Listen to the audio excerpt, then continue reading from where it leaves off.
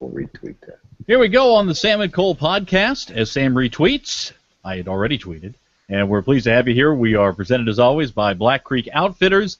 If you are going to be outside for almost any reason in Jacksonville or almost anywhere else, Black Creek is the place to go. Check it out. Everything from hiking and camping gear to stuff for kayaking and paddleboarding and barbecuing. Lest we forget that as an outdoor activity with football season up and running. They do have the Big Green Egg and will deliver to your house. And I can tell you, again, this is a unsolicited, mostly endorsement. Big Green Egg, one of the 3 best inventions in the history of humans. And the other 2 being? Air conditioning and the iPad. Mosquito control? If you have air conditioning, why would you need mosquito control? There you go. Only when you're out working on the Big Green Egg. I like that. All right, interesting stuff today. We're taping this on Wednesday in advance of the Jaguars and Colts. Some very interesting things starting to develop as far as the Jaguars are concerned, Sam, not the least of which being that the Jaguars are going to start as many as 6 rookies on offense against the Colts if they start with 2 tight ends. And one of the rookies is not going to be Blake Bortles. That is correct. And, you know, at Gus Bradley's press conference on Monday, you could tell the bloom was off the rose, to coin a phrase, a little bit with some of the players. That, you know, his expectation of, you know, Gus is 48 years old, so he's not in his 30s. So Gus has a sensibility about him that's, even though his philosophy is as a servant leader, he has an old school sensibility about him that if you have a job to do, do it. You know, and don't tell me why it didn't happen or 8 million reasons. Just do it. You know, and there's a movement among a lot of players that, you know, that are young players particularly, and a lot of people that I've encountered in their 20s that you know, they have kind of their own way of deciding to do things, and that's how it's going to happen. And I don't know if that's what's happened with some of the players that are working with him, but he was completely exasperated with Marquise Lee, and tried to, you know, kind of paint a decent picture to it as the press conference went on. But clearly, you know, there was something going on offense that just didn't work. They flat out cut Cameron Bradfield, a guy that had served them pretty well in a role that was, you know, an important kind of swing role, as they say. Probably more of a left tackle by nature than a right tackle. I agree. And then they put him at right tackle and he fails, and then they cut him. Yeah, and then they cut him. So, I mean, why put him in a situation where he's going to fail? You know, where he's not going to be able to play at the highest level that he's capable of. And, you know, they're going to put Sam Young in the game. Probably should have been in the game at the beginning. And a more physical tackle. Yeah, and a guy who can play right tackle. And they're going to put Blanco at center, which the decision, I guess, was just made that, hey, if we're going to give up 10 sacks, why not give up 10 sacks with a guy who can really learn the position? Now, interestingly enough, that philosophy is not extrapolated to the quarterback. I was just about to go there. Yeah. That's my philosophy with regard to the quarterback. Right. You know, if you're going to stink young. I've said that, you know, don't stink old. And not that Henny's old, but, you know, he is what he is, I think. And it was interesting today hearing from Jed Fish. By the way, again, take it for what it's worth. 10 sacks last week. Jed Fish said 2 or 3 of them were on the receivers not recognizing a coverage and running the route that they needed to be open. Okay. So now we're down to 7 or 8. That's still a lot. Probably about 6 were on the offensive line. Most of the time, he said, it was about guys just getting beaten in one-on-one situations. Yeah. And he said there was also one where a back chipped the wrong guy. He didn't say any of them were really on the quarterback. Maybe one. Henny said 1 or 2 were on him. Yeah, and I agree with Chad there, because being at the game, you get to see it with a little bit different perspective. And I thought 1 or 2 were on Chad. And that's why one of the things that we talked about right after the game was, that he got not a little, maybe gun shy isn't the right word, but a little tentative to throw it to guys, not knowing if they were really going to be there. But when guys did break open, he didn't release it because he was making sure that they knew what they were doing, and he had to eat the ball. Don't you think there's a huge trust issue on this offense right now?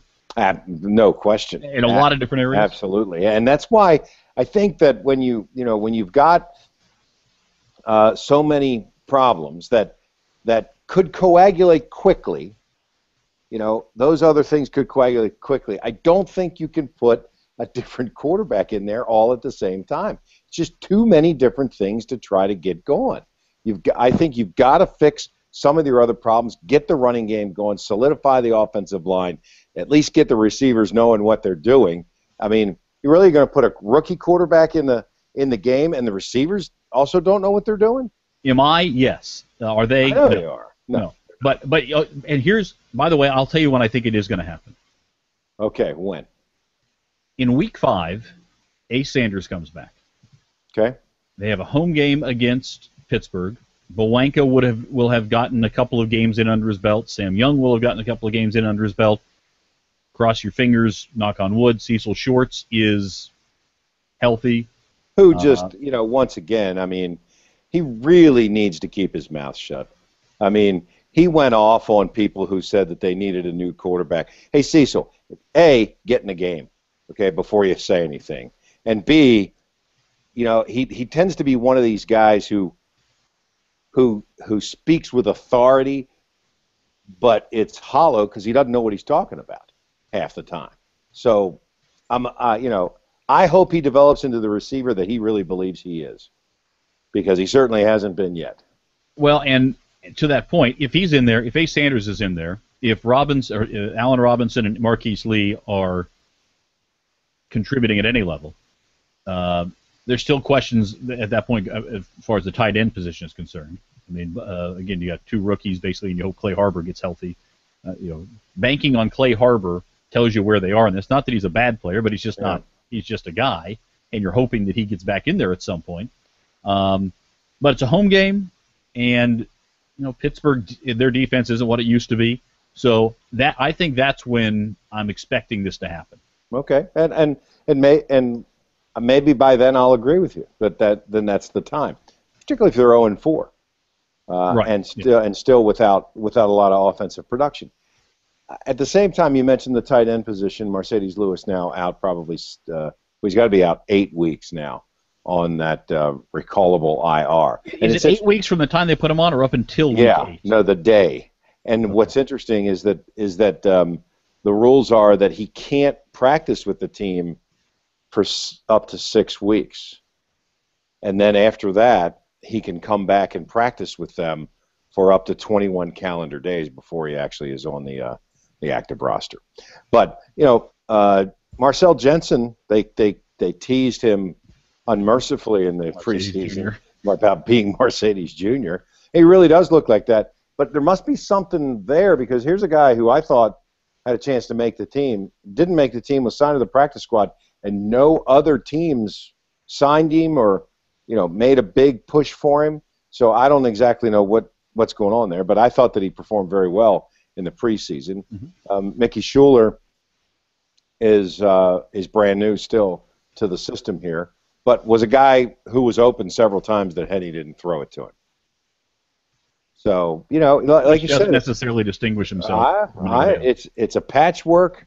It's a mixed bag, and it's got to come together before you can put a rookie quarterback in there and see what can happen. Yeah, hearing some of the players talk, this is interesting to me, because last year at this time there was it didn't even sound like it was panic button or concern or anything. It was just, we're going to continue to get better. And this is something that they talked about. This was the storyline of the year last year. Just improve week to week, day to day, minute to minute. Again, I'll go back to that season kickoff luncheon that they had, where it was the first time that the Jaguars fans were exposed to sort of the start of the year before training camp. They didn't have one of those this year, did they? They did. It was at the beginning. It was before training camp, though, instead of right before the regular season. And it was in the terrace suites. And that was the first time that I recall in public. And I think he may have done it, maybe in a press I was there with conference you, before. right? I mean, I think you were there. Yeah, that was. Yeah. Shad was there. Everybody, Yeah. Okay. And that replaced that. That Wow. yes, yeah. Okay. So and that was the first time in public, and again, not just with media, where Gus Bradley said this is about both improvement and wins now. Mm-hmm. So that's changed the expectation, the standard, whatever you want to talk about from that standpoint. And so to me, the way that the players are reacting, again, I'm not going to say panic button, but more traditional reaction as you would expect to an 0-2 start. I don't think the locker room is falling apart or anything else, but you've got guys, the way you would expect an 0-2 team to be talking, they're talking this year. They weren't last year. I agree with you 100%, and I'll take that to the next level, is that I think that same feeling applies all over town. I think it applies to media who thought this team was going to be better. I think it certainly applies to the fans who last year accepted this whole get better, we're going to be bad for a little while. But this year, and I don't know whose fault it would be for raising expectations. Maybe the fans themselves had raised expectations, but I was everywhere I go, the overriding emotion is disappointment. That people aren't like, oh, we're going to be okay, which is what they said last year. This year, it's like, hey, what's going on with our team? Yeah, I agree with you, and I'm getting the same thing. And today, after the first game, it was kind of like, wow, what a tale of two halves, and which half is really the Jaguars. But then after last week's game, this past Sunday's game, that's been the mood around town. And again, this is why I think that the bloom has come off the rose a little bit right now. I think the honeymoon period is largely over now for Gus Bradley and Dave Caldwell. I think the point where here's how I judge that the majority, the vast majority, maybe the plurality of the fan base is sitting there saying, let them do their thing. Let them do it. And we're okay. Just let them. There's still some people who are all about wins and losses, and they don't care about looking at any other rank. It's just about wins and losses, and they were probably grumpy all last year. But the vast majority were saying, all right, let him develop. They drafted a quarterback. Let's see what happens. And I'm not saying that right now Bradley and Caldwell's clock is ticking, but I think the clock has been set. And as soon as they put the quarterback in, then it starts ticking. How long, how deep it's been set is a whole other thing based on how the quarterback plays. But I think we're through the honeymoon period now. I agree with you. Shad Khan has shown an amazing resiliency, and then he said, I'm sure he said it to you because he said it to me, you can do this in the National Football League because of revenue sharing. He didn't feel like he could do this kind of thing in the EPL because of relegation. His team got relegated anyway. And if they don't play any better, they're going to get relegated again. Right, and I was going to say Felix Magath is probably on the hot seat yet again. Hot seat? I mean, how does that guy still have a job? I mean, I know we don't talk about that much, but, I mean, talk about a guy who is well-hated nearly universally. I mean, but apparently has the support of the president and Shad Khan, and that's all you need at this point. Yeah, at this point. So, but it's interesting because Shad has, with the you could make the case that, firing Malarkey and Gene Smith after after one season of his, that was kind of you could say, well, that's a quick trigger, maybe residual effect. Yes, too. Right. However, he has seemed to be very patient with things as far as the Jaguars are concerned at that point. On the it is other, and maybe it is just about the revenue. But by the way, revenue sharing. There is revenue sharing in the EPL. The TV contract that they're getting from NBC and everywhere else in the championship is not what they're getting from the Premier League. Right? The Premier League dollars are dramatically higher. So right. You need to again the impact of relegation as you're talking about, but the I don't know where Shad is on this thing right now. He was told a 3-year plan. Okay, so then is it hands off completely until you get into the 3 years? And then can they say, well, listen, if we would have landed Alex Mack, this would have been completely different. because we wouldn't have had confusion at the center position. We wouldn't have had Mm-hmm. a difficulty replacing Brad Meester and everything else. And on the offensive line, if I can just bring up this little point quickly, talking with some offensive linemen as well as Henny today, Henny is doing about the same amount of calling protections on pass plays as he did last year. He's doing more with regard to the run game and pointing out the mic and so forth, that sort of thing. Mm-hmm. Something that Meester, did, and it was not an issue last year, and Henny did some of it, but he's doing more this year. Which leads me to this point. Is that what is the difference right now? We've been talking about what Bortles lacks, understanding of if it's understanding of pass protections. Well, Henny's just not doing a whole heck of a lot of that this year. But if it's the run game that you're concerned about and where identifying who the Mike is, the middle linebacker, then is that all we're waiting on here? No, and what we're waiting on is everybody else to kind of get their act together to get so that when they do put a new quarterback in there, that he has confidence that everybody else is going to be doing their job. And by the way, Jed Fish answered that question today. He said that he was not concerned that if Bortles would go in, that it would adversely impact if they didn't have better play around him. He didn't think that was going to affect Bortles' mindset or anything else. Jed Fish today sounded like a guy who was saying, "Yeah, I want to put the rookie in, but it's just not the way it's going to happen right now." And I agree with that. So he's not going to play this week, and I think that it accelerates the process to exactly what you said about Week 5, if in fact they go to San Diego and get spanked, which is very possible. Chargers beat the Seahawks. Jaguars have never had any success going out there whatsoever. I don't know what it is about San Diego, but every time they go there, they run through the Jaguars like they're a sieve. Well, San Diego, the Germans discovered it in 1906. Right. Mm-hmm.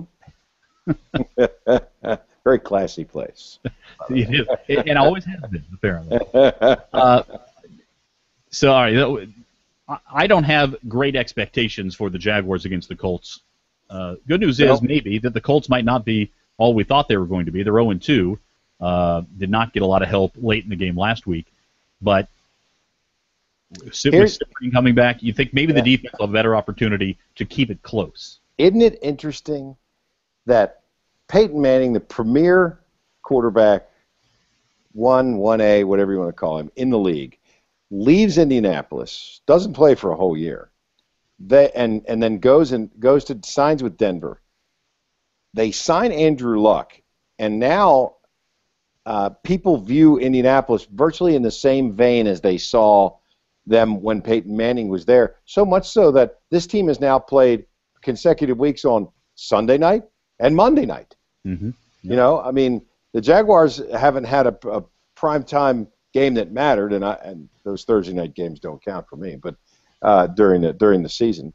But and here's a team that, it's not like they have everybody who was on all those teams. Right. It's Reggie Wayne, Andrew Luck, and that's right. It. They have one main guy that attracts the public's attention, who's going to get ratings because he's in the game, and boy, he does have a great arm. And sometimes, it got a free pass on Monday night for the pass he threw at the end of the game, which he didn't have to throw. But then again, he thinks quarterbacks, guys like that, think they can squeeze that thing in there sometime. Yeah, and I think, by the way, the thing that has him standing apart is not his arm, it's not his legs, it's his head.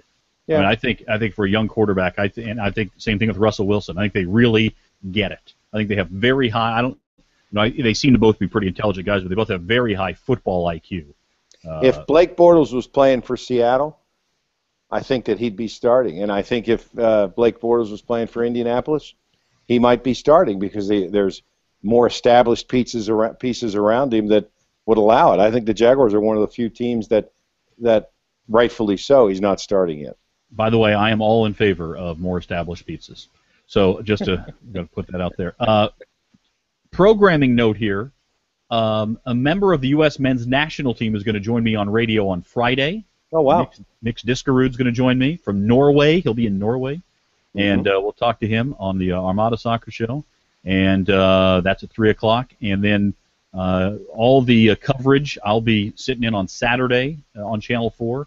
And you've got the Gus Bradley show, and you've got Jaguars game Friday day night coverage. Jaguars Friday night. Friday night.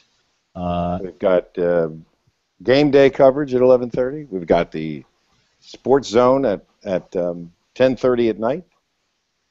We've got high school football Friday, where I think I'll probably end up. Brains I think and we'll Bowls probably on Friday night. I think we'll probably end up at Paxson this week, the Brain Bowl. Yeah. Staying Paxton. in Paxton. Yeah. So lots going on, and that's a good thing. All right, that's all I have for today. Right. Hey, well, what about the Florida-Alabama game? I mean, it's not going to be close. Yeah, and it's interesting that a lot of people don't think Alabama has enough offense to kind of blow Florida out. I don't think Florida has enough horses to kind of keep Alabama from doing whatever they want at this point.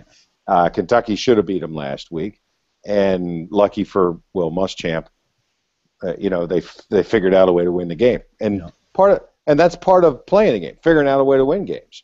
You can play all the Eastern Michigans and Eastern Kentuckys you want, but when you're going to go play real college football, you've got to figure out a way to win. Kentucky clearly is making strides forward. I was amazed that Florida was a 4-touchdown favorite over them at home, but at the same time, the Gators haven't shown that kind of flash that so many Gator fans in this generation are used to. Yeah. Do you think one of the most interesting storylines in this game for me is the rematch of Kelvin Taylor versus Derrick Henry? Right. Mm-hmm. We saw a couple of years ago when they were seniors in high school going at it, and now here they are. Kelvin still's not truly the lead back for Florida, which still surprises me, but those guys will both be on the field. I don't think Florida's got the muscle to stand up to Alabama. I think this is a 25-point kind of win for Alabama playing at home. And it'd be interesting because you think that this season it's inevitable that Will Muschamp somebody's going to not only put him on the hot seat but light a fire under him maybe. Well, I haven't seen literally like the fire. I haven't seen yet anything to indicate that they're going to win the games. This was you look at the schedule. This is a loss, right? Sure. At Alabama, but it's a loss. If they lose to Alabama, Georgia, and Florida State. Not a huge shock if they do that. But right. LSU, South Carolina, yeah, those are kind of the pivotal games I think for Florida this year. And Florida State, by the way, who knows who will be at quarterback by the time the Gators get there? If Jameis Winston keeps doing stupid stuff, I mean, suspended for the first half. Yeah, you naughty boy. And did you read? Apparently, there's this whole thing where students are doing that, repeating that ridiculously vulgar phrase in public around a is it a? It's kind of a YouTube sensation meme. Yeah. So. But you know what? Grow up. I agree with you 100%. And Danny Cannell, I happened to see Danny Cannell on television today. He was so flabbergasted by it because I guess they've asked him to mentor Winston a little bit in the off season. He actually believed it was an internet hoax until this morning. Yeah. He said there's absolutely no way this guy is that stupid. And breaking news. When you start looking at this body of work that he's put together off the field, boy, there's a lot of money being spent by him and maybe the people around him without recognizing that that's the case. Well, and here's the thing. At the age of whatever he is, 19, 20 years old, was I worldly and with, was I going to do something stupid? Of course I was. I was 19, 20 years old. Most of us at some point had, usually a male, but not always, authority figure, dad, coach, teacher, boss, say the following phrase. Is it about time you grow up? Is it about time to be an adult? And for most of us, it doesn't happen in college, and it doesn't have to happen in college. It happens at some point shortly after college usually. For some, it happens somewhere in their mid-70s. But if you're Jameis Winston and you have so much to lose, and you know that what your performance that you're going to be doing, and on and off the field, how you behave and conduct yourself is going to impact your future earning potential for the next 10 or 15 or 20 years. Somebody has got to find a way to get to the kid and get him to realize you can't. Is it unfair that he has to behave differently than other college students? Well, it's not equality there. Neither is it equality in terms of the opportunities he's going to get as a result of his position. And by the way, I believe if you go back a year, you and I had this exact same discussion about Johnny Manziel. Yes. Mm-hmm. I just think that you look and use Heisman Trophy winners as kind of a control group. Look over the history of Heisman Trophy winners and the numbers of guys who kind of got it, what that meant, and the kind of recognition that brought, whether it was in the age of social media and the internet or when Roger Staubach won it in 1963 from the Naval Academy. It is all about, the change of how you're perceived and who you are, and you have to understand that and embrace it. And if you don't, you are going to pay the consequences, different than people in your peer group who you think are other students at Florida State. Well, there is nobody who is a more public ambassador of the university than when you have a Heisman Trophy winning quarterback coming back for another year. And that's Tebow exactly Johnny Manziel experienced that, and now Jameis Winston's experienced. Exactly what the university said today, that student athletes are the ambassadors, and consequently they suspended him. As well they should have. Although I thought it was, it's the light slap on the wrist. Not the phrase. It's the least I could do. Yeah, it was the least they could do. Right? Literally, it was the least that they could do. What is happening though, Cole, and Winston happened to do this anytime it wouldn't be right, but really at the wrong time. Oh yeah. Because there is a growing grassroots sentiment these days for a lack of acceptance for any sort of special treatment of athletes at any level. Particularly football players.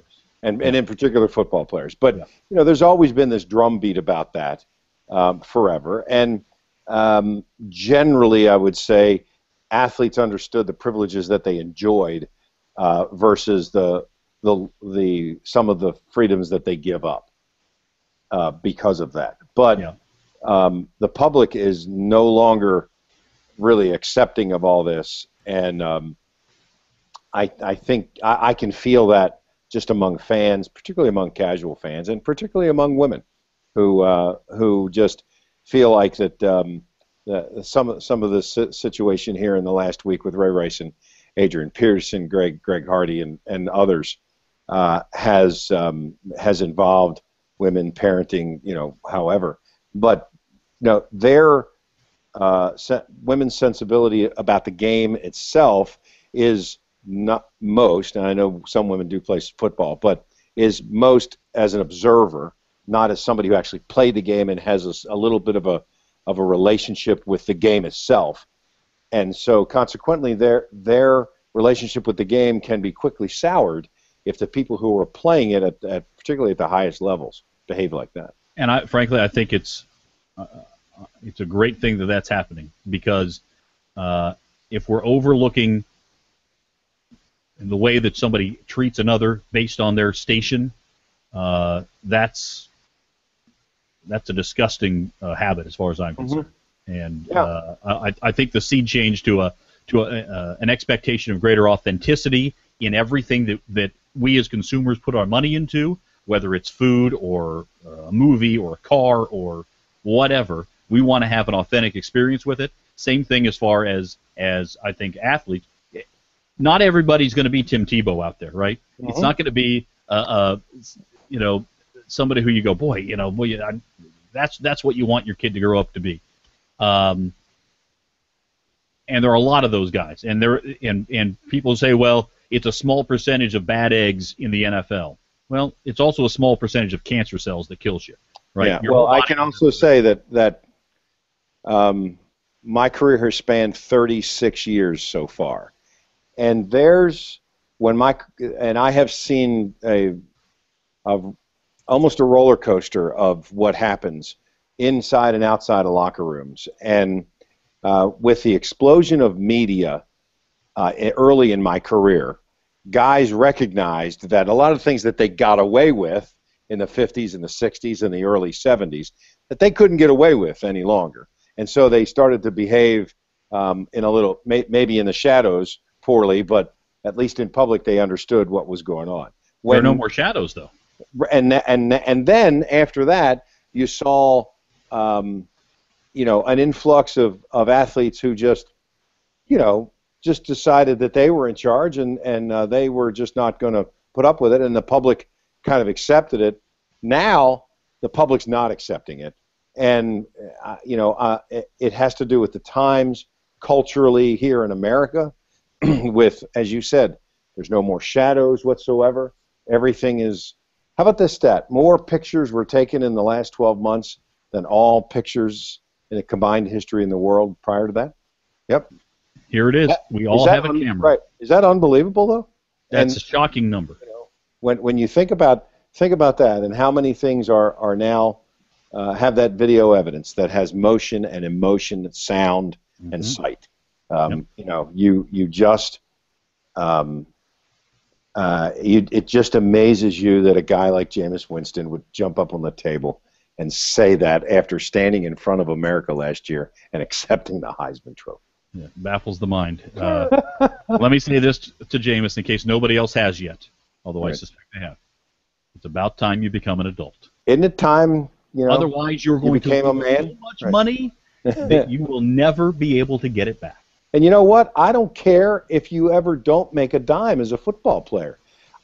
If my son did that when he was in college, I'd have been in Tallahassee. Well, he was in Gainesville. I'd have been in Gainesville within the hour. But you would never have found that out because there wasn't the attention on him. And again, it's fine for it to happen. Again, I'm okay with college kids doing stupid stuff. I did so much stupid stuff in college. Okay? Yeah. I mean, it's just ridiculous. And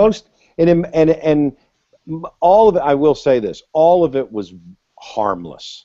Mm-hmm. Okay? But I never jumped up on a table and insulted an entire gender as kind of a joke. Right. With that kind of language.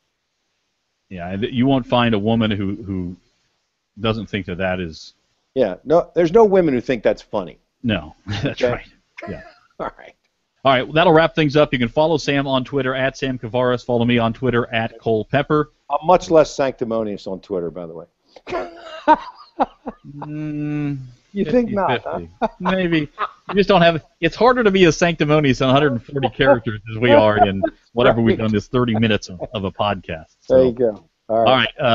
Follow me on Twitter at Cole Pepper, and we will give you our post game after the Jaguars and Colts. We'll be in Mobile Unit 1 on Sunday to give you our post game. Keep it right here. You can also subscribe on iTunes.